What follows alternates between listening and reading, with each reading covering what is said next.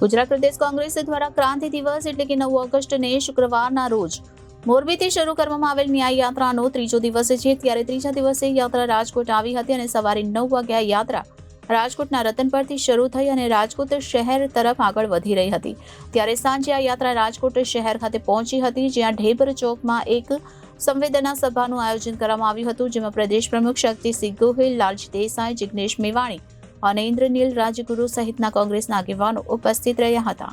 કોંગ્રેસની ન્યાય યાત્રા રાજકોટ પહોંચી હતી, જ્યાં ઢેબર ચોકમાં સભા યોજવામાં આવી હતી. ત્યારે કોંગ્રેસના ધારાસભ્ય જિગ્નેશ મેવાણીએ જણાવ્યું હતું કે તપાસ કરી રહેલા આઈપીએસ અધિકારીઓમાં એટલી પણ કરોડરજ્જુ બચી હશે કે એમનામાં સગા ભાઈનું ખૂન ભાજપનો કોઈ કેબિનેટ મંત્રી કરશે તો પણ હું નથી માનતો કે એમનામાં સચોટ તપાસ કરવાની તાકાત હશે. તો દારૂ, ડ્રગ્સ, ગાંજામાંથી રૂપિયા નથી કમાતા તેવા 4-5 અધિકારીઓ બચ્યા છે, તેમને તપાસ નહીં આપવામાં આવે તો સારા અધિકારીને તપાસ આપવા હર્ષ સંઘવી અને મુખ્યમંત્રીને પેટમાં કેમ દુખે છે.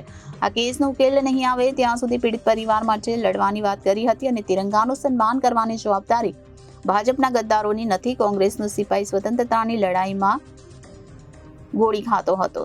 તો ગુજરાત પ્રદેશ કોંગ્રેસ દ્વારા ક્રાંતિ દિવસ એટલે કે 9 ઓગસ્ટને શુક્રવારના રોજ મોરબીથી શરૂ કરવામાં આવેલ ન્યાય યાત્રાનો ત્રીજો દિવસ છે. તો ત્રીજા દિવસે યાત્રા રાજકોટ આવી હતી અને સવારે 9 વાગે રાજકોટના રતન પરથી શરૂ થઈ હતી અને રાજકોટ શહેર તરફ આગળ વધી રહી હતી અને સાંજે આ યાત્રા રાજકોટ શહેર ખાતે પહોંચી હતી, જ્યાં ઢેબર ચોકમાં એક સંવેદના સભાનું આયોજન કરવામાં આવ્યું હતું, જેમાં પ્રદેશ પ્રમુખ શક્તિસિંહ ગોહિલ, લાલજી દેસાઈ, જિગ્નેશ મેવાણી અને ઇન્દ્રનીલ રાજગુરુ સહિતના કોંગ્રેસના આગેવાનો ઉપસ્થિત રહ્યા હતા. Bureau report Janadesh news, Rajkot.